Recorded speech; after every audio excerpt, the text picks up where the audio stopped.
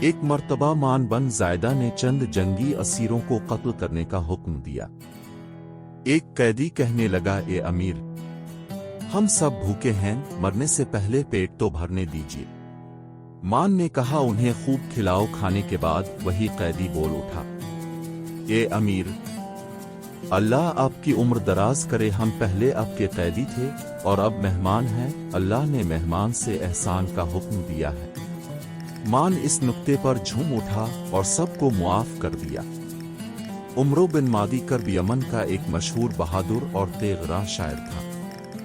اس کی تلوار سمسامہ اتنی تیز تھی کہ ایک ہی ضرب میں دھڑ کے 2 ٹکڑے کر دیتی تھی۔ فاروق اعظم رضی اللہ تعالیٰ عنہ نے اپنے دور خلافت میں اس سے یہ تلوار مانگی، اس نے بھیج دی۔ اپنے یہ تلوار کسی غازی کے حوالے کی، اس نے شکایت کی کہ تلوار کی کاٹ اچھی نہیں ہے، اس لیے یہ سمسامہ نہیں۔ جب یہ خبر مادی کرب تک پہنچی تو وہ مدینے پہنچا اور کہا کہ لاؤ میری تلوار۔ تلوار ہاتھ میں لے کر ایک اونٹ کی طرف بڑھا اور ایک ہی ضرب میں اس کے 2 ٹکڑے کر ڈالے۔ پھر حضرت عمر سے کہا، میں نے آپ کو صرف تلوار بھیجی تھی، اپنا بازو نہیں بھیجا تھا۔ دور امیہ کا ایک شاعر اب والدائے سے کسی نے پوچھا کہ زندگی کیسے کٹ رہی ہے؟ کہا کہ میں، خدا اور شیطان ہر سے اس زندگی سے ناخوش ہیں، تو خدا مکمل اطاعت چاہتا ہے جس سے قاصر ہو۔ دل دولت کے انبار مانگتا ہے جو موجود نہیں، اور شیطان بڑے بڑے گناہ کرانا چاہتا ہے جن کی ہمت نہیں۔ ایک دفعہ شکار میں خلیفہ معتصم عباسی اپنے ساتھیوں سے جدا ہو گیا۔ ایک مقام پر ایک بوڑھے کسان کو دیکھا کہ اس کا گدھا کیچڑ میں پھنسا ہوا ہے۔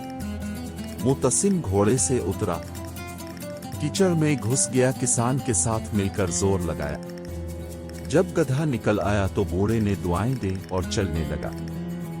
تو معتصم نے اسے 100 دینار بھی دیے تو بوڑھا کہنے لگا، اے نوجوان، نہ جانے تم کون ہو لیکن تمہارا کردار بادشاہوں جیسا ہے۔ دور امیہ کے ایک امیر محمد بن عبد الملک الزیات نے مجرموں کو سزا دینے کے لیے لوہے کا ایک تندور بنوایا جس میں درجنوں چھریاں اور لوہے کے کانٹے لگے ہوئے تھے۔ یہ عجیب اتفاق ہے کہ اس تندور میں سب سے پہلے اسی امیر کو ڈالا گیا۔